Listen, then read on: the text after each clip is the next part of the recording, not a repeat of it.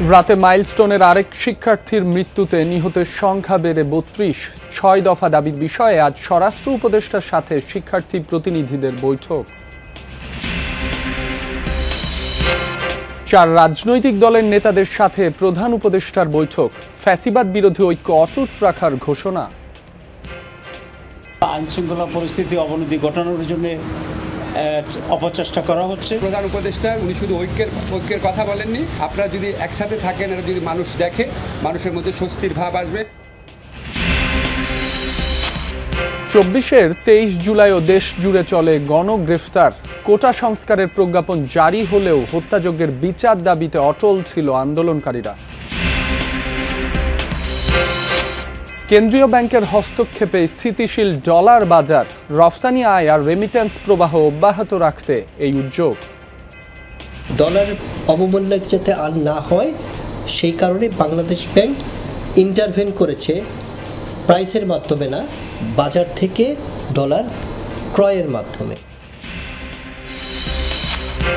দুই গ্রুপের অস্ত্রবাজির ভিডিও ভাইরালের পর চট্টগ্রামে খতিবের হাটে পুলিশের অভিযান।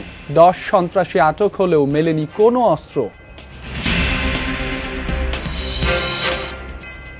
মাগুরার আলমগীর মোল্লার টং দোকানে মেলে 200 রকমের চা। খ্যাতি ছড়িয়ে পড়ায় দূর দূরান্ত থেকেও যাচ্ছেন অনেকে। আমাদের চা দোকানে আমার প্রতিদিনই আসা হয়। দিন শেষে আমরা এখানে আসি, একটু আড্ডা দিই, চা খাই। আমি বিভিন্ন জায়গায় ঘুরে ঘুরে চা খেয়েছি, আসলে সেই চা ভালো লাগা বা ভালোবাসা থেকেই আমি এই টি স্টলটা করি।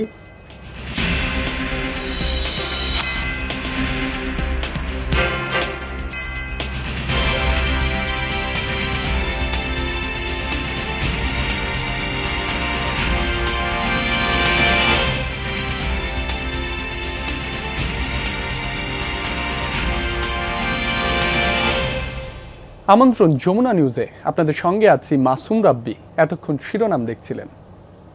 রাজধানীর উত্তরার মাইলস্টোন স্কুল অ্যান্ড কলেজে বিমান বাহিনীর প্রশিক্ষণ বিমান বিধ্বস্তের ঘটনায় নিহতের সংখ্যা বেড়ে ৩২ হয়েছে। এখনও সিএমএইচ মর্গে রাখা হয়। 6 মরদেহের পরিচয় শনাক্ত করা সম্ভব হয়নি। স্বাস্থ্য মন্ত্রণালয়ে বিশেষজ্ঞদের তত্ত্বাবধানে ডিএনএ অ্যানালাইসিসের জন্য নমুনা সংগ্রহ করা হয়েছে, পাঠানো হয়েছে সিআইডি ল্যাবরেটরিতে। দগ্ধ অবস্থায় যারা বিভিন্ন হাসপাতালে চিকিৎসাধীন, তাদের অনেকের অবস্থা সংকটাপন্ন। আহতদের চিকিৎসায় সহায়তা দিতে ঢাকায় এসে পৌঁছেছে সিঙ্গাপুরের বিশেষজ্ঞ চিকিৎসক দল। দিবাগত রাতে স্বাস্থ্য মন্ত্রণালয়ের কর্মকর্তারা তাদের স্বাগত জানান। এ ঘটনায় আহত, নিহত, নিখোঁজ শিক্ষার্থী এবং অন্যান্যদের প্রকৃত সংখ্যা নির্ণয় করে ঠিকানাসহ তালিকা প্রস্তুতে 7 সদস্যের তদন্ত কমিটি গঠন করেছে মাইলস্টোন স্কুল অ্যান্ড কলেজ। আগামী 3 কর্মদিবসের মধ্যে প্রতিবেদন দিবে এই তদন্ত কমিটি। এদিকে 6 দফা দাবি নিয়ে আজ সচিবালয়ে স্বরাষ্ট্র উপদেষ্টার সাথে বৈঠকে বসবে শিক্ষার্থীদের 10 সদস্যের প্রতিনিধি দল। বার্ন ইনস্টিটিউট থেকে সবশেষ তথ্য জানাতে যোগ দিচ্ছেন সহকর্মী লামিয়া তিথি। তিথি, সার্বিক পরিস্থিতি কেমন দেখছেন আমাদের জানাবেন? কোনো ব্রিফিংয়ের খবর কি পেয়েছেন কিনা? রাব্বি, যেমনটা জানেন যে গত পরশুদিন কিন্তু যেই মাইলস্টোনে বিমান দুর্ঘটনা ঘটেছে মাইলস্টোন স্কুল অ্যান্ড কলেজে, সেখানে কিন্তু হতাহতের সংখ্যা কিন্তু নেহাত কম নয় বললেই চলে। একই সাথে কিন্তু যেই মৃত্যুর সংখ্যাটাও কিন্তু বেড়েই চলছে দিনকে দিন। এই 3 দিনের মাথায় কিন্তু এখন পর্যন্ত আমরা জেনেছি যে 32 জন ঠিক নিহত হয়েছে। নিহতের সংখ্যাটা যদি আমি একটু বলি, যে গতকাল কিন্তু আইএসপিআর আমাদেরকে জানিয়েছিলেন যে 31 জন নিহত হয়েছে। ঠিক কিন্তু রাত 12:15 কিন্তু এই জাতীয় বার্ন ইনস্টিটিউটে কিন্তু আরও এক শিক্ষার্থী মাইলস্টোনের, যে কিনা 9 বছর বয়সী নাফি, সে কিন্তু রাত 12:15 তার শেষ নিঃশ্বাস ত্যাগ করেছেন। ইতিমধ্যে যদি আমি একটু বলতে চাই যে ব্রিফিংয়ের কথা, যেমনটি আপনি প্রশ্ন করেছিলেন ব্রিফিংয়ের কথা, গতকাল কিন্তু বার্ন ইনস্টিটিউট থেকে বলা হয়েছিল যে এখানে কোনো ব্রিফিং হবে না। তবে যেহেতু হতাহতের ঘটনা রয়েছে, একই সাথে যে মৃত্যুর সংখ্যাও একটি বেড়েছে, তো আশা করা যাচ্ছে যে ব্রিফিং হবে। তারা আমাদের এটিও জানিয়েছেন যে 8:30 থেকে 9টা নাগাদ তারা একটি সাংবাদিকদের সাথে কথা বলতে পারেন। হ্যাঁ, একই সাথে যদি একটু বলে থাকি যে সকালে কিন্তু স্বাস্থ্য অধিদপ্তর থেকে একটি প্রেস বিজ্ঞপ্তি আমাদেরকে জানিয়েছে। তারা কিন্তু বলেছে যে সিএমএইচে যেই 6 জন সিএমএইচের মর্গে রাখা আছে 6টি মরদেহ, যা কিনা এখনও শনাক্ত করা সম্ভব হয়নি, সেই তাদের কিন্তু ইতিমধ্যে সিএমএইচে ডিএনএ টেস্ট করা হয়েছে। ডিএনএ সংগ্রহ নমুনা যে রয়েছে, ডিএনএ নমুনা সংগ্রহ করা হয়েছে 6 জনের। আর একই সাথে কিন্তু বলেছেন যাদের পরিবারের সদস্যদের পাননি, এখনও নিখোঁজ রয়েছে, তারা কিন্তু এই ডিএনএ টেস্ট যেন তারা এসে সিএমএইচে ডিএনএ দিয়ে যায়, ডিএনএ নমুনা দেওয়া যায়, তারপরেই কিন্তু দেখা যাবে যে যেই 6 জনের মধ্যে থেকে তাদের পরিবারের সদস্য সংখ্যাদেরও কিন্তু খুঁজে পাওয়া যাবে, কিংবা যেই 6 জন এখনও মর্গে আছেন যাদের ডিএনএ সংগ্রহ করা হয়েছে তাদের কিন্তু পরিবারের সাথে যোগাযোগ করা, তাদের যে নিখোঁজ রয়েছে পরিবারের সদস্যরা তাদের সাথে কিন্তু যোগাযোগ করার চেষ্টা করা হচ্ছে। আর ব্রিফিংয়ের কথা যেটা বলছিলেন সেটাই হচ্ছে 8:30 থেকে 9টার মধ্যে একটা ব্রিফিংয়ের হওয়ার কথা রয়েছে। রাব্বি জি, যখন ব্রিফিং হবে পরবর্তীতে আবারও আপনার সাথে যুক্ত হয়ে আমরা দর্শকদের আপডেট জানিয়ে দেব। আপনাকে ধন্যবাদ তিথি। মাইলস্টোন ক্যাম্পাসে আছেন আমাদের আরেক সহকর্মী রাব্বি সিদ্দিকী। সবশেষ পরিস্থিতি জানবো, সরাসরি যুক্ত হচ্ছি তার সাথে। রাব্বি, আজ তো স্বরাষ্ট্র উপদেষ্টার সাথে মাইলস্টোন শিক্ষার্থীদের বৈঠক হবার কথা রয়েছে, এ ব্যাপারে বিস্তারিত কি তথ্য আছে আপনার কাছে আমাদের জানাবেন। মাসুম, আপনি জানেন যে গতকালই কিন্তু শিক্ষার্থীরা 6 দফা দাবি কিন্তু 2 উপদেষ্টার কাছে পেশ করেন এবং উপদেষ্টারা কিন্তু শিক্ষার্থীদের দাবি মেনে নিয়েছেন এবং তারা বলছেন যে এই দাবিগুলো মানা বা দাবিগুলো পূরণ করা বাস্তবসম্মত দাবি এবং সেই কারণেই কিন্তু আজকে স্বরাষ্ট্র উপদেষ্টার সাথে সচিবালয়ে বৈঠক আছে এবং সেই বৈঠকটি 10টা নাগাদ শুরু হবে বলে আমরা জানতে পেরেছি।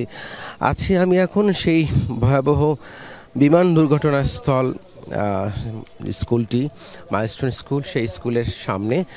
মাসুম, আপনি দেখতেই পাচ্ছেন যে এখনও কিন্তু শিক্ষার্থীরা তাদের বাবা মা যারা ওই সময়ে ওখানে উপস্থিত ছিলেন তারা কিন্তু এখানে আসছেন এবং ঘুরে ঘুরে দেখছেন স্কুলটির আশপাশে দাঁড়িয়ে থাকছেন। অনেকেই কিন্তু বিভিন্ন দূর দূরান্ত থেকেও কিন্তু এসেছেন, বাচ্চা সহ এসেছেন এবং আসলে মানে বেঁচে যাওয়া সেই মুহূর্তটি, এতগুলো মানুষের প্রাণ চলে যাওয়ার সেই বিভীষিকাময় মুহূর্তটি আসলে তারা হাতড়ে বেড়াচ্ছেন। এবং আমরা কথা বলেছিলাম অনেক বাবা মার সাথে, তাদের সন্তানেরা ট্রমার মধ্যে আছেন, সেই কথাটাই কিন্তু তারা বারবার বলছেন। একটু এক বাবার সাথে কথা বলি, একটু জানতে চাই আপনার আমার মেয়েকে নিয়ে আসছি, জাস্ট আসলে খুব খারাপ লেগেছে শুনে। তো আমার মেয়ে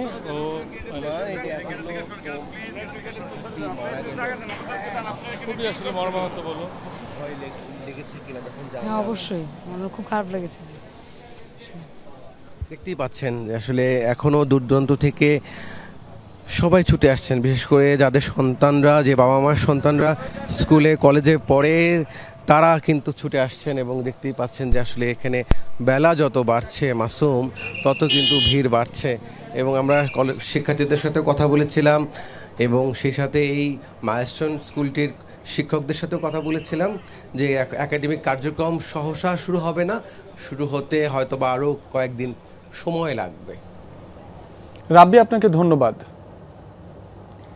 ফ্যাসিবাদ বিরোধী ঐক্য অটুট রাখার ব্যাপারে একমত হয়েছে 4টি রাজনৈতিক দল। মঙ্গলবার রাতে প্রধান উপদেষ্টা ডক্টর মোহাম্মদ ইউনূসের সাথে বৈঠক শেষে এ কথা জানানো হয়।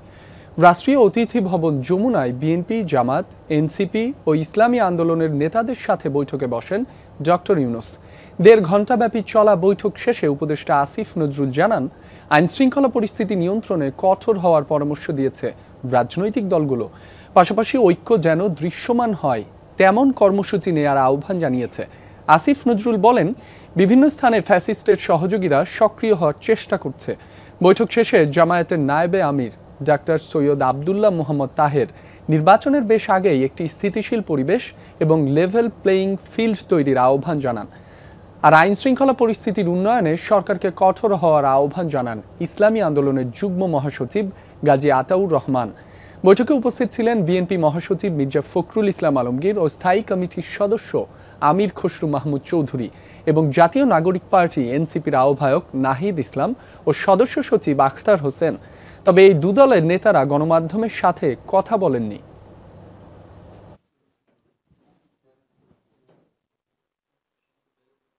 আমরা একটা প্রশ্নে সবার মধ্যে আমরা একা আছি, সেটা হলো আওয়ামী ফেসিবাদ যাতে আবার পুনর্বাসিত হতে না পারে। কোনো একটি মহল থেকে পরিকল্পিতভাবে আইন শৃঙ্খলা পরিস্থিতি অবনতি ঘটানোর জন্য অপচেষ্টা করা হচ্ছে।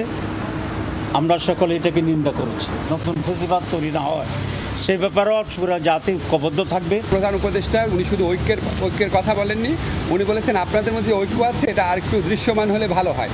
আপনারা যে ফ্যাসিবাদ প্রতিরোধের প্রশ্নে হোক বা গঠনমূলক কোনো কর্মসূচির প্রসঙ্গে হোক, আপনারা যদি একসাথে থাকেন, এটা যদি মানুষ দেখে, মানুষের মধ্যে স্বস্তির ভাব আসবে। জাতির এই শোকের সময়ে সব গণতান্ত্রিকপন্থী সহযোদ্ধাদের শান্ত ও সংহত থাকার আহ্বান জানিয়েছেন বিএনপির ভারপ্রাপ্ত চেয়ারম্যান তারেক রহমান। মঙ্গলবার এক বিবৃতিতে তিনি এই আহ্বান জানান। বলেন, নিষিদ্ধ ঘোষিত ছাত্র সংগঠনের কিছু সদস্যদের নিয়ে জনতা ও পুলিশের মধ্যে উত্তেজনা সৃষ্টি এবং সহিংসতা উস্কে দেওয়ার উদ্বেগজনক খবর মিলছে। এই শোকাবহ মুহূর্তকে নিজেদের স্বার্থে কাজে লাগানোর চেষ্টা থেকে বিরত থাকতে ওই সকল গোষ্ঠীকে অনুরোধ জানান তারেক রহমান। বলেন, জাতি হিসেবে ঐক্যবদ্ধ থাকা এবং সহানুভূতি ও একতা প্রদর্শনের দিকে সবার মনোযোগ দেওয়া উচিত। প্রতিটি সংকটকে সংহতির সাথে মোকাবেলার কথাও বলেন বিএনপির ভারপ্রাপ্ত চেয়ারম্যান। শোকের মাঝে তুলকালাম কাণ্ড ঘটল সচিবালয় এলাকায়। শিক্ষা উপদেষ্টা ও সচিবের পদত্যাগ দাবিতে সচিবালয়ে ঢুকে বিক্ষোভ করে একদল শিক্ষার্থী। এ সময় ভাঙচুর করা হয় বেশ কটি গাড়ি। পুলিশের লাঠিচার্জে আহত হন বেশ কয়েকজন। আহত হয় আইনশৃঙ্খলা বাহিনীর কয়েকজন সদস্যও। সচিবালয়ের বাইরেও ধাওয়া পাল্টা ধাওয়া হয় দুপক্ষের। এদিকে শিক্ষা সচিবকে প্রত্যাহার করে নিয়েছে সরকার।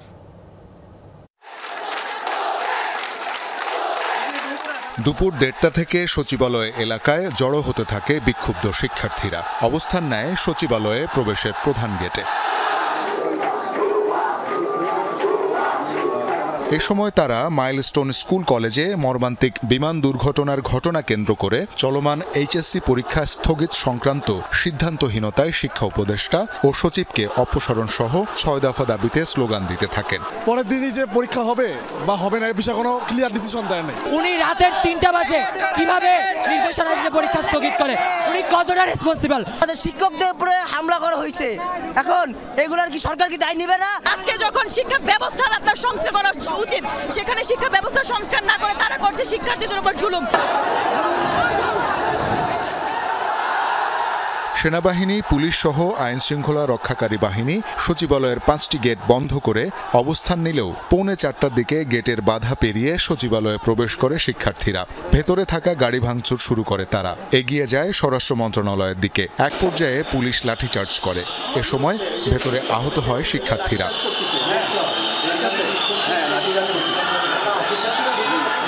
সাউন্ড গ্রেনেড মেরে ছত্রভঙ্গ করে দেয় তাদের। আতঙ্ক ছড়িয়ে পড়ে কর্মকর্তা কর্মচারীদের মাঝে। এ সময় শিক্ষার্থীরা যে যেখানে পারে ছুটতে থাকে। পরে পুলিশ বিভিন্ন জায়গা থেকে শিক্ষার্থীদের সচিবালয়ের বাইরে বের করতে থাকে। বাইরে এসে আবারও সংগঠিত হয় তারা। তবে সচিবালয় থেকে শিক্ষার্থীদের বের করার পর অ্যাকশনে যায় সেনাবাহিনী ও পুলিশ, ছোড়ে টিয়ার গ্যাস ও সাউন্ড গ্রেনেড। শিক্ষার্থীরা ছত্রভঙ্গ হয়ে সচিবালয়ের সামনের রাস্তা দিয়ে গুলিস্তান 0 পয়েন্ট, শিক্ষা ভবন ও প্রেস ক্লাবের দিকে অবস্থান নেয়। ঘটে কয়েক দফা ধাওয়া পাল্টা ধাওয়ার ঘটনা। পরিস্থিতি মোকাবেলায় মোতায়েন করা হয় বিজিবি, কোস্টগার্ড ও র্যাব সদস্যদের। তারা শক্তি প্রয়োগ করেছে সংরক্ষিত স্থান বাংলাদেশ সচিবালয়, সেই সংরক্ষিত স্থানে যেখানে মিছিল, মিটিং, সভা সমাবেশ সবকিছুই নিষিদ্ধ, সেটি তারা বারবার ভঙ্গ করেছে। ভঙ্গ করে তারা ভিতরে ঢুকেছে। শিক্ষার্থীদের বিক্ষোভের মুখে প্রত্যাহার করা হয় শিক্ষা সচিব সিদ্দিক জুবায়েরকে। তথ্য উপদেষ্টার ভেরিফাইড পেজে এই সিদ্ধান্ত জানানো হয়। জাতীয় স্টেডিয়ামের দিকে অবস্থান নিলে সেখান থেকেও শিক্ষার্থীদেরকে ছত্রভঙ্গ করে দেয় আইনশৃঙ্খলা রক্ষাকারী বাহিনী। এ সময় তাদের উপর এমন হামলার নিন্দা জানান শিক্ষার্থীরা। সমানে আপনার মারতেছে, টিয়ার শেল, সাউন্ড গ্রেনেড সমানে মারতেছে। গত জুলাইয়ে যে আন্দোলনটা করলাম চিহ্নিত শত্রুর বিপক্ষে, কিন্তু এবার আমরা দেখতেছি যে আমাদের ঘরের শত্রুর বিপক্ষে আমাদের আন্দোলন করতে হইতেছে। কালকে আমরা নতুন দাবির সাথে নতুন কর্মসূচি ঘোষণা করব ইনশাল্লাহ। শওকত মঞ্জুর শান্ত, যমুনা নিউজ, ঢাকা। আগুনে দাঁড়িয়ে যে শিক্ষিকা হয়ে উঠলেন শিশুদের বাঁচার আলোকবর্তিকা, তিনি মাইলস্টোন কলেজের কোঅর্ডিনেটর মাহরিন চৌধুরী। অন্তত ২০ জন শিক্ষার্থীকে বাঁচিয়ে তিনি নিজেই চলে যান না ফেরার দেশে। বিমান বিধ্বস্তের আগুনে প্রাণ গেছে মাইলস্টোনের আরেক শিক্ষক মাসুকা বেগমের। জাতীয় বার্ন ইনস্টিটিউটে চিকিৎসাধীন গণিত শিক্ষক আশরাফুল ইসলাম ও নিশি। চারপাশে আগুনের গোলা, ধোঁয়ায় ঢেকে যাওয়া শ্রেণীকক্ষ, শিশুদের আর্তচিৎকার, কান্না। এই বিভীষিকার মধ্যেই সামনে আসেন এক শিক্ষিকা Mahrin Chowdhury. Milestone school and কলেজের কোঅর্ডিনেটর ছিলেন। যে করিডোর দিয়ে আগুন ছড়িয়ে পড়ছিল সেই পথ পেরিয়ে তিনি দৌড়ে গেছেন যেখানে আটকে ছিল ছোট ছোট প্রাণগুলো। চিৎকার করে বলছিলেন, ভয় পেও না, আমি আছি। শিশুদের ঠেলে বের করে দিয়ে নিজেই ধোঁয়ার ভেতর ঢুকছিলেন বারবার। যখন উনার গায়ে বিবস্ত্র হয়ে গেছে তারপরে উনি বাচ্চাদেরকে হাত ধরি বাইরে দিয়ে ফিক্কা মারতেছে। উনি তারপরে উনি পড়ে গেছে। উনি চাইলে বেরো যেতে পারতো, কিন্তু উনি না বেরোয় যতগুলো বাচ্চা ছিল বাচ্চাগুলো উনি ওখান দিয়ে ওই যে পিছনে দিয়ে ভাঙছে ওখান দিয়ে বের করে নিয়ে গেছে। জুনিয়র সেকশনের শিক্ষার্থীদের অনেকেই মাহরিনকে ডাকতেন আম্মু বলে। নিজের প্রাণের কথা না ভেবে এক এক করে টেনে বের করেন অন্তত ২০ জন শিশুকে।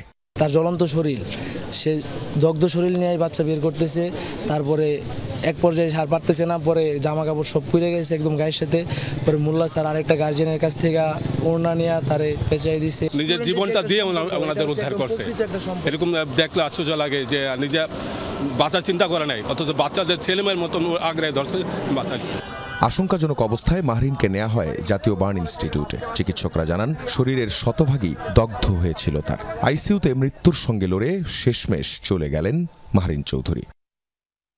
বিমান বিধ্বস্তের সময় ইংরেজি ক্লাস নিচ্ছিলেন আরেক শিক্ষিকা মাসুকা বেগম। পুড়ে যায় তার শরীরের ৮৫%। শেষ ইচ্ছা অনুযায়ী তার মরদেহ নেওয়া হয় গ্রামের বাড়ি ব্রাহ্মণবাড়িয়ার সোহাগপুরে। টিচার আছে ২ জন, একজন হচ্ছে ফিমেল, একজন হচ্ছে মেল। একজনের নাম হচ্ছে নিশি ম্যাডাম, আরেকজনের নাম আশরাফুল। বার্ন ইনস্টিটিউটের ওয়ার্ডে কাতরাচ্ছেন গণিতের শিক্ষক আশরাফুল ইসলাম। সেখানে তিনি ছাড়া বাকি সব রোগী তার স্টুডেন্ট। বারবার বলছিলেন, ভাই আমার বাচ্চাগুলোর ভালো চিকিৎসার ব্যবস্থা করেন, ওদের কষ্ট হচ্ছে অনেক। আখলাকুস সাফা, যমুনা নিউজ, ঢাকা।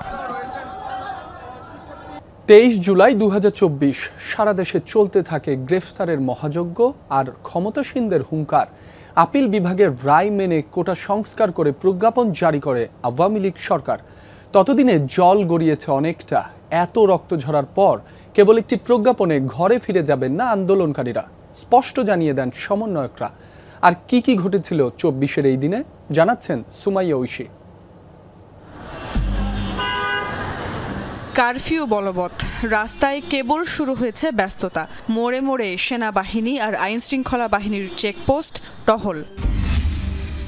৯৩% মেধা আর ৭% কোটা রেখে প্রজ্ঞাপন প্রকাশ করে জনপ্রশাসন মন্ত্রণালয়। জানানো হয়, এখন থেকে চাকরির সব পরীক্ষা ও সকল গ্রেডে এই প্রজ্ঞাপন কার্যকর হবে। থাকবে না মুক্তিযোদ্ধাদের নাতিপুতি, নারী ও জেলা কোটা। সকল ছাত্রছাত্রীদের সুরক্ষা ও নিরাপত্তার পরিবেশ সরকার তৈরি করবে। কিন্তু কথা রাখেনি তারা। রাতের আধারে চলতে থাকে ছাত্রদের গণগ্রেফতার। ৪ দিনে সারা দেশে গ্রেফতার করা হয় কয়েক হাজার আন্দোলনকারীকে। ঢাকা রিপোর্টার্স ইউনিটিতে এক সংবাদ সম্মেলন করে বৈষম্য বিরোধী ছাত্র আন্দোলন। হতাহতদের বিচার না করে প্রজ্ঞাপন জারি করলেই আন্দোলন থামবে না, স্পষ্ট বার্তাও দেয় তারা। তখনও নিখোঁজ ছিলেন কোটা বিরোধী আন্দোলনের অন্যতম সমন্বয়ক আসিফ মাহমুদ। মর্গে মর্গে তাকে খুঁজে বেড়াচ্ছেন বাবা। ২৩ তারিখে বৈষম্য বিরোধীর ব্রিফিংয়ে তার বাবার উদ্বিগ্ন কণ্ঠ, পাশে ক্রন্দনরত হাসনাত আর উদ্বিগ্ন চেহারার নাহিদ সার্জিসদের দেখে চোখ ভিজেছিল অনেকেরই। ক্ষয়ক্ষতি দেখতে এদিন আকাশপথে পরিস্থিতি পরিদর্শন করেন বিমান বাহিনী প্রধান। সেই সাথে এই 23 দিনের আন্দোলনে স্বাস্থ্য বিভাগের 30 কোটি টাকার ক্ষয়ক্ষতির তালিকাও তুলে ধরেন তখনকার স্বাস্থ্যমন্ত্রী। ডিবি হারুনুর রশিদের গলাও তখন বেশ চড়া। অসংখ্য নেতা তারা নেতৃত্ব দিয়েছিল, তারেক জিয়ার কাছ থেকে সরাসরি তথ্য কি আসতো। গ্রেফতার হত্যার মহাযজ্ঞে দেশ যখন রণক্ষেত্র, তখন শেখ হাসিনা এক লিখিত বিবৃতিতে অসহায় খেটে খাওয়া মানুষদের পাশে দাঁড়াতে আওয়ামী লীগ নেতাকর্মী আর বিত্তবানদের এগিয়ে আসার আহ্বান জানান। এত কিছুর মধ্যেও আসার কথা হলো এদিন রাত 9টা থেকে সীমিত পরিসরে চালু হয় ব্রডব্যান্ড ইন্টারনেট সেবা। ইন্টারনেট চালুর পর ভয়াবহতার চিত্র আরও স্পষ্ট হয়ে ওঠে, বাড়তে থাকে ক্ষোভের আগুন। সুমাইয়া ঐশী, যমুনা নিউজ, ঢাকা।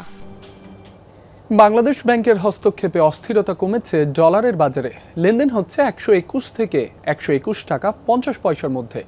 দরপতন ঠেকাতে 2 দফায় 48 কোটি ডলার কিনেছে কেন্দ্রীয় ব্যাংক। রফতানি আয় এবং রেমিটেন্স প্রবাহ অব্যাহত রাখতে এই উদ্যোগ নিয়েছে নিয়ন্ত্রক সংস্থা, যাকে ইতিবাচক হিসেবে দেখছেন বিশ্লেষকরা। তাদের আশঙ্কা, ডলারের দরপতন অব্যাহত থাকলে রফতানি আয় ক্ষতিগ্রস্ত হওয়ার পাশাপাশি রেমিটেন্সের একটি অংশ আবারও হুন্ডি হতে পারে। এক বছরের বেশি সময় ধরে স্থিতিশীল ছিল ডলারের বাজার। লেনদেন হয়েছে 121 থেকে 122 টাকার মধ্যে। আইএমএফের শর্ত পূরণে মে মাসের দ্বিতীয় সপ্তাহে বাজার ভিত্তিক করা হয় ডলারের দাম। এরপর কিছুটা বাড়তে থাকে বিনিময় মূল্য। লেনদেন হয় সর্বোচ্চ 122 টাকা 95 পয়সায়। তবে জুনের মাঝামাঝি থেকে কমতে থাকে দাম। 14 জুলাই দাম কমে দাঁড়ায় 119 টাকা 50 পয়সায়। মূলত রপ্তানি এবং রেমিটেন্সের উচ্চ প্রবৃদ্ধিতে যোগান বাড়ে ডলারের। এর সাথে যোগ হয় 5 বিলিয়ন ডলারের বৈদেশিক ঋণ। ফলে রিজার্ভের পরিমাণ বেড়ে দাঁড়ায় প্রায় 32 বিলিয়ন ডলারে। কমে আসে বৈদেশিক লেনদেনের ঘাটতিও, যার ইতিবাচক প্রভাব পড়ে বিনিময় মূল্যে। বেড়েছে, এক্সপোর্টও বেড়েছে। অন দ্য আদার হ্যান্ড ইম্পোর্টের কিন্তু চাপ কমে গেছে। ক্যাপিটাল মাসের ইম্পোর্ট প্রায় 20-30% কমে গেছে। এবং যেহেতু হুন্ডির একটা ডিমান্ড ছিল, মানে ফরেন কারেন্সির একটা ডিমান্ড ছিল বাইরে, যে সেটা কিন্তু এখন আর নাই। ফরেন কারেন্সির যে চাপটা ফর পেমেন্ট, এটা কিন্তু অনেকটাই বলতে গেলে নাই। তো সেটা আলটিমেটলি মার্কেটটাকে অনেক স্টেবল করেছে এবং মার্কেটটা লিকুইড হয়ে গেছে এবং সাথে সাথে আপনার রেটও পড়ে গেছে। ডলারের দরপতন ঠেকাতে উদ্যোগ নেয় বাংলাদেশ ব্যাংক। টেন্ডারের মাধ্যমে 2 দফায় কেনা হয় 48 কোটি ডলার। নিয়ন্ত্রক সংস্থার এ উদ্যোগের পর 121 থেকে 121 টাকা 50 পয়সায় স্থির হয়েছে ডলারের দাম। আইএমএফের শর্ত মেনেই বাজারে হস্তক্ষেপ করা হয়েছে বলে জানান বাংলাদেশ ব্যাংকের মুখপাত্র। রপ্তানিকারকদের স্বার্থ বিবেচনায় এবং রেমিটেন্স প্রেরণকারীদের উৎসাহ অব্যাহত রাখার স্বার্থে ডলারের অবমূল্যায়ন যাতে আর না হয়, সেই কারণে বাংলাদেশ ব্যাংক ইন্টারভেন করেছে প্রাইসের মাধ্যমে না, বাজার থেকে ডলার ক্রয়ের মাধ্যমে। এই ক্রয় প্রক্রিয়াটা ওপেন টেন্ডারের মাধ্যমে হয়েছে। বাংলাদেশ ব্যাংকের এ উদ্যোগকে ইতিবাচক হিসেবে দেখছেন বিশ্লেষকরাও। তারা বলছেন, ডলারের দরপতন বেশি হলে ক্ষতিগ্রস্ত হবে রপ্তানি শিল্প। প্রবাসীদের মাঝেও বাড়তে পারে হুন্ডির প্রবণতা। এর অর্থনীতির তো একটা বিরাট অংশ হচ্ছে এই গার্মেন্টস, তাই না? এখন আপনি যদি এক্সচেঞ্জ যদি এপ্রিসিয়েট করেন, তাহলে আলটিমেটলি রিয়েল টার্মসে তো গার্মেন্টসের লোকেরা কম পাবে, মানে রিটার্নটা ওদের কম হবে, তাই না? বাজার থেকে পারচেস করতেছে কেন? যাতে ডলার রেটটা বেশি না পড়ে যায়। বেশি পড়লে তো এক্সপোর্টাররা ক্ষতিগ্রস্ত হবে। এক্সপোর্টাররা ক্ষতিগ্রস্ত হলে তো আবার আমার ব্যালেন্স পেমেন্টে আবার বাজে ইম্প্যাক্ট আসবে। তো সেই জন্যই বাংলাদেশ ব্যাংক এটা করতেছে। বাংলাদেশ ব্যাংকের পলিসি ওয়াইজ বাংলাদেশ ব্যাংক কিন্তু আসলে মানে ভুল সিদ্ধান্ত নেয়নি, ওটা ঠিকই আছে। খোলা বাজারে প্রতি ডলার লেনদেন হচ্ছে 124 থেকে 124 টাকা 50 পয়সার মধ্যে। আলমগীর হোসেন, যমুনা নিউজ, ঢাকা। সন্ত্রাসীদের অভয়ারণ্য চট্টগ্রামের খতিবের হাট। দিনে রাতে প্রকাশ্যে চলে অস্ত্রবাজি। সন্ত্রাসীদের 2 গ্রুপের দৌরাত্মে অতিষ্ঠ স্থানীয়রা। ভাইরাল ভিডিও দেখে এক গ্রুপের আস্তানায় অভিযান চালিয়ে 10 জনকে আটক করেছে পুলিশ। তবে ধরা পড়েনি 2 বাহিনীর প্রধান, উদ্ধার হয়নি অস্ত্র। প্রকাশ্যে অস্ত্রবাজি ও গোলাগুলির এই দৃশ্য চট্টগ্রামের খতিবের হাট এলাকার। গত কিছুদিন ধরে চলছে বাইশা ও টেম্পো নামের 2 গ্রুপের সন্ত্রাসীদের শোডাউন। চাঁদাবাজি, মাদক ও এলাকার আধিপত্য নিয়ন্ত্রণে মরিয়া তারা। সামাজিক যোগাযোগ মাধ্যমে ভিডিওটি ছড়িয়ে পড়ার পর বাইশার আস্তানায় অভিযান চালিয়ে 10 জনকে আটক করে চান্দগাঁও থানা পুলিশ। পুলিশের দাবি এই আস্তানা ব্যবহার হতো টর্চার সেল হিসেবে। চাঁদার টাকা না দিলে এখানে তুলে এনে করা হতো নির্যাতন। এখান থেকে মাদক সরবরাহ করা হতো। তারা এলাকায় মাদক ব্যবসা, চাঁদাবাজ, কিশোর গ্যাং এবং সন্ত্রাসী কার্যক্রম পরিচালনা করার লক্ষ্যে তাদের নিজেদের আধিপত্য বিস্তার করার জন্য এই অপরাধগুলি করে থাকে। আস্তানায় পাওয়া যায় টাকা গণনার স্বয়ংক্রিয় মেশিন সহ পুলিশের ব্যবহৃত বুলেট। 5 আগস্ট থানা থেকে লুট হওয়া অস্ত্র ও বুলেট এই সন্ত্রাসী গ্রুপের কাছে থাকতে পারে বলে ধারণা পুলিশের। এখানে আমরা 2টা গুলির খোসা পেয়েছি, যেটা বাংলাদেশ পুলিশ লেখা আছে। তো ধারণা করতেছি এখানে আমাদের থানা থেকে লুণ্ঠিত অস্ত্রের গুলি আমরা পেয়েছি, যেহেতু এটার আমরা সংশ্লিষ্ট আছে বলতে পারি। সিসি ক্যামেরার ফুটেজে সন্ত্রাসীদের হাতে অস্ত্র দেখা গেলেও অভিযানে তা উদ্ধার হয়নি। ধরা পড়েনি 2 গ্রুপের প্রধান বাইশা ও টেম্পো। আল আমিন শিকদার, যমুনা নিউজ, চট্টগ্রাম। চলাচলের সেতুই গলার কাটা। নেত্রকোনার মগরা নদীর ওপর 6টি ব্রিজই অপরিকল্পিতভাবে নির্মিত। নিচ দিয়ে নৌকা চলাচল তো দূরের ব্যাপার, আটকে যাচ্ছে স্বাভাবিক পানি প্রবাহ। বিশেষজ্ঞের প্রতিবেদনের ভিত্তিতে সংস্কার সহ প্রয়োজনীয় ব্যবস্থা গ্রহণের আশ্বাস দিলেন নির্বাহী প্রকৌশলী। 236 ফুট দীর্ঘ কংক্রিটের ব্রিজ মগরা নদীর বুকে দাঁড়িয়ে পারাপার হচ্ছেন স্থানীয়রা। নির্বিঘ্নে চলছে প্রাইভেট কার সহ 3 চাকার বাহন। 2020 সালে নির্মিত হয় নাগরা সেতুটি, তবে প্রদীপের নিচেই রয়েছে অন্ধকার। শুরু থেকেই সেতুতে ত্রুটি থাকার অভিযোগ তুলেছিলেন স্থানীয়রা। নদী থেকে উচ্চতা কম হওয়ায় চলতে পারে না নৌযান, এমনকি বিঘ্নিত স্বাভাবিক পানি প্রবাহ। এতে আটকে আছে বিপুল পরিমাণ কচুরিপানা। মগরা নদী আসলে ছিল এই শহরের প্রাণ। কিছু অপরিকল্পিত ব্যবস্থাপনার কারণে এই মগরা নদী এখন মৃতপ্রায়। আমরা ছোটবেলা দেখছি কি সুন্দর করে নৌকা গেছে, আর এই ব্রিজটা এমন করছে কচুরিপানারই বন্ধ যাইতে পারতেছে না। এগুলো পরিকল্পিত হয়েছে, কারণ এই নিচু ব্রিজগুলা করাতে আমাদের যে এদিক দিয়ে আপনার নৌ চলাচলগুলা বন্ধ হয়ে গেছে, যে জন্য পরিবহন ব্যবস্থা খুবই সংকট। শুধু নাগরা নয়, মগরা নদীর ওপর নির্মিত 6টি সেতুরই একই হাল। এতে ক্ষুব্ধ এলাকাবাসী। দায়সারা কাজের প্রতিবাদ জানিয়ে জড়িতদের জবাবদিহিতার মুখোমুখি করার দাবি স্থানীয়দের। যদি পূর্ণভাবে পরিকল্পনা করে এই ব্রিজগুলি করা হইতো, তাহলে নৌকা চলাচলও হইতো, পানি নিষ্কাশনও হইতো। ঠিকাদারদের লাভের জন্য বা যারা বাস্তবায়ন করেছে তাদের লাভের জন্য করা লাগবে, শুধুমাত্র করে দিয়েছে, বুঝিয়েছে যে মানুষকে আপনাদের চলাচলের জন্য আমরা এটি করে দিয়েছি। যতগুলো ব্রিজ করছে আপনার প্রত্যেকটা ব্রিজই আপনার খুব নিচা করে ফেলছে, যার জন্য নদীগুলার খুব ক্ষতি হইতেছে। অপরিকল্পিতভাবে সেতু নির্মাণের কথা স্বীকার করেন পৌরসভার নির্বাহী প্রকৌশলী। বিশেষজ্ঞদের প্রতিবেদনের ভিত্তিতে সংস্কার সহ প্রয়োজনীয় ব্যবস্থা নেওয়ার আশ্বাস দেন তিনি। ব্রিজগুলো তখন নির্মাণ করা হলেও এর নেভিগেশন ফ্যাসিলিটিসটা রাখা হয় নাই, যে কারণে নৌ চলাচল হচ্ছে না। সংশ্লিষ্ট মহলে আমরা পত্র দেব, অবহিত করব, যাতে করে এগুলো ভেঙে নতুন করে আবার নেভিগেশন ফ্যাসিলিটিসটাকে বজায় রেখে ব্রিজগুলো করা যায়। অপরিকল্পিত এসব সেতু নির্মাণের ফলে পরিবেশের ভারসাম্য নষ্ট হচ্ছে, অভিযোগ সংশ্লিষ্টদের। জারিন অর্নি, যমুনা নিউজ। হবিগঞ্জে বিপাকে পড়েছে 4টি পরিবার। জেলা প্রশাসনের তদন্তে তাদের পরিবারের 4 সদস্যের মৃত্যু মদ্যপানে উল্লেখ করা হয়েছে। তবে মাদকদ্রব্য নিয়ন্ত্রণ অধিদপ্তর বলছে এ বিষয়ে কোনো তথ্য জেলা প্রশাসনকে দেয়া হয়নি। জেলা প্রশাসক জানিয়েছেন প্রকৃত ঘটনা জানতে কমিটি গঠন করা হয়েছে।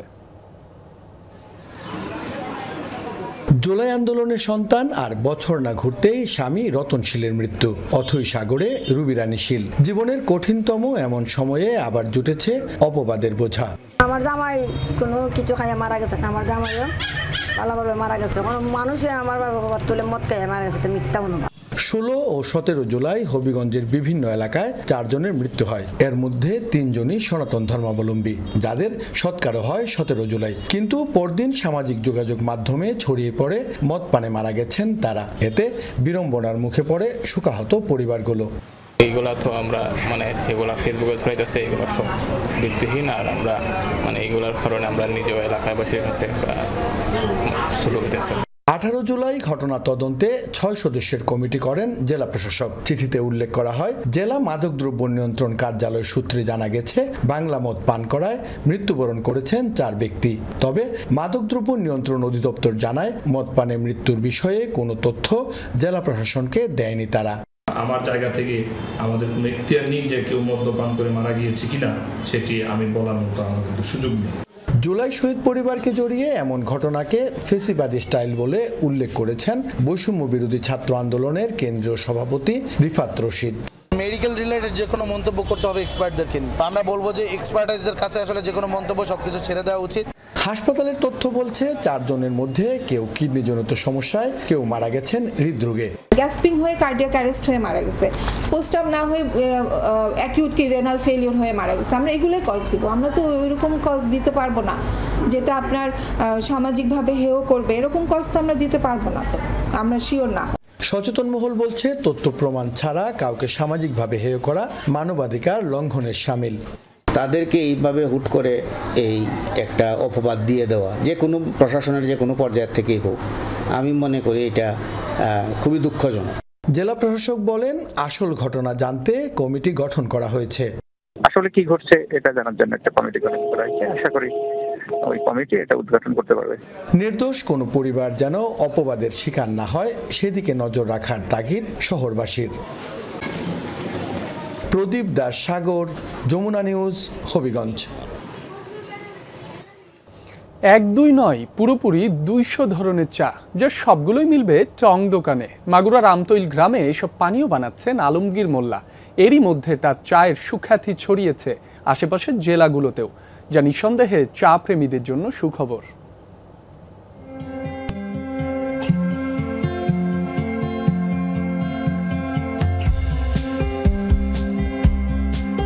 চা ছাড়া সকাল যেমন ভাবাই যায় না, তেমনি বিকেল মানেই চায়ের চুমুকে নিজেকে খুঁজে পাওয়া।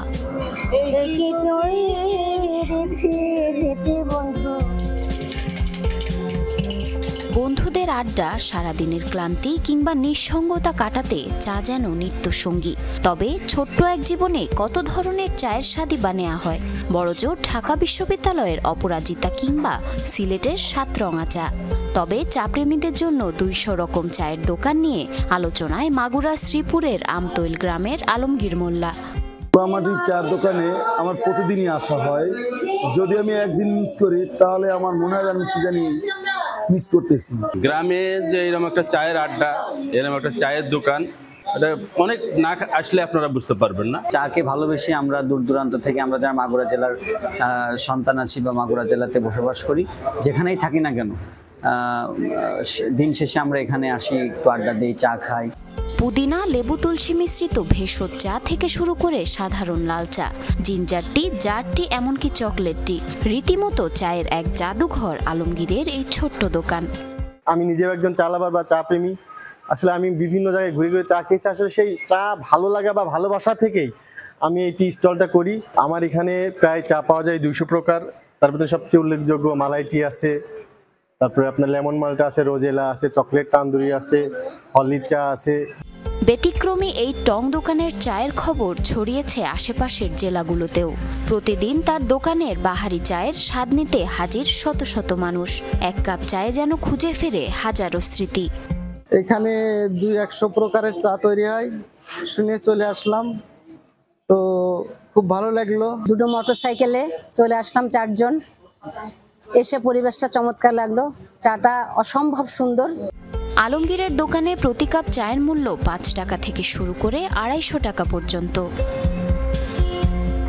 জারিন অর্নি, যমুনা নিউজ। অবতরণের পরই আগুন ধরে গেল এয়ার ইন্ডিয়ার একটি যাত্রীবাহী বিমানে। মঙ্গলবার দিল্লির ইন্দিরা গান্ধী আন্তর্জাতিক বিমানবন্দরে ল্যান্ড করার কিছুক্ষণের মধ্যেই উড়োজাহাজটির অক্সিলারি পাওয়ার ইউনিটে হয় অগ্নিকাণ্ড। তবে নিরাপদ আছেন বিমানটির সব যাত্রী এবং ক্রু। অক্ষত অবস্থায় সবাইকে উদ্ধার করা গেছে। এক বিবৃতিতে বিষয়টি নিশ্চিত করেছে এয়ারলাইন্স কর্তৃপক্ষ। হংকং থেকে নয়াদিল্লিতে আসছিল এয়ার ইন্ডিয়ার এয়ারবাস 321 মডেলের বিমানটি।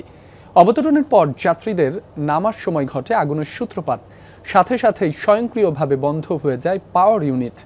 এখনও জানা যায়নি অগ্নিকাণ্ডের কারণ, চলছে তদন্ত।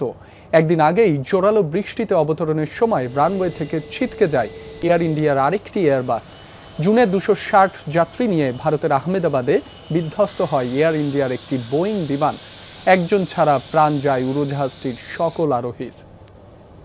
রাশিয়াকে টক্কর দিতে এবার ষষ্ঠ প্রজন্মের ফাইটার জেট বানাচ্ছে যুক্তরাজ্য। লন্ডন থেকে অনায়াসেই যা আঘাত হানতে পারবে মস্কোতে।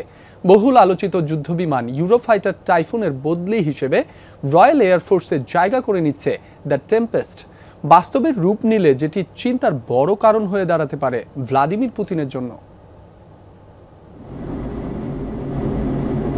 নামের আগে 6th জেনারেশনের তকমা, বৈশিষ্ট্যেও ছাড়িয়ে যাবে 8-10টা ফাইটার জেটকে। রাশিয়াকে নজরে রেখে রয়্যাল এয়ারফোর্সের জন্য এবার এমনই এক ফ্ল্যাগশিপ ফাইটার প্রযুক্তিতে ঝুঁকেছে যুক্তরাজ্য। রাজকীয় এই উড়ান যন্ত্রের নাম দি টেম্পেস্ট। নাম আর নামের শুরুতে থাকা বিশেষণের কারণে এরই মধ্যে খবরের শিরোনাম হয়েছে টেম্পেস্ট। কেনই বা রাশিয়ার জন্য চিন্তার কারণ হয়ে উঠতে পারে যুদ্ধবিমানটি, তা নিয়ে চলছে চুলচেরা বিশ্লেষণ। বিশালত্বেই বিশেষত্ব, ঠিক এই কথারই প্রমাণ মিলবে নতুন ব্রিটিশ ফাইটার জেটে। বড় ফাইটার জেট মানেই আরও বড় ফুয়েল ট্যাঙ্ক, যার অর্থ বেশি দূরে যাওয়ার সক্ষমতা। দাবি করা হচ্ছে যুক্তরাজ্যের এই যুদ্ধবিমান একটানা উড়ানে পাড়ি দিতে পারবে মিড আটলান্টিক অঞ্চল, পৌঁছাতে পারবে রুশ ভূখণ্ডে, যে সক্ষমতা ছিল না দেশটির। মার্কিন F-35 যুদ্ধবিমানের চেয়েও দ্বিগুণ বিস্ফোরক বহনে সক্ষম হবে দি টেম্পেস্ট। 19 মিটার দৈর্ঘ্যের আকাশযানটিতে থাকবে সর্বাধুনিক ও সবশেষ প্রযুক্তি, যার সাহায্যে মাটিতে কিংবা আকাশে থাকা আকাশযান অথবা ড্রোনের সাথেও করা যাবে সংযোগ স্থাপন। অবলীলায় ফাঁকি দেয়া যাবে রাডারের চোখ। যুক্তরাজ্য, ইটালি ও জাপানের সমন্বয়ে বানানো হচ্ছে যুদ্ধযানটি। 2035 সাল নাগাদ যা ব্রিটিশ রয়্যাল এয়ারফোর্স সহ মিত্রবাহিনীর বহরে যুক্ত হবে। ইউরোফাইটার টাইফুনের রিপ্লেসমেন্ট হিসাবে সমর ভান্ডারে নাম লেখাবে দি টেম্পেস্ট। অনিক রহমান, যমুনা নিউজ।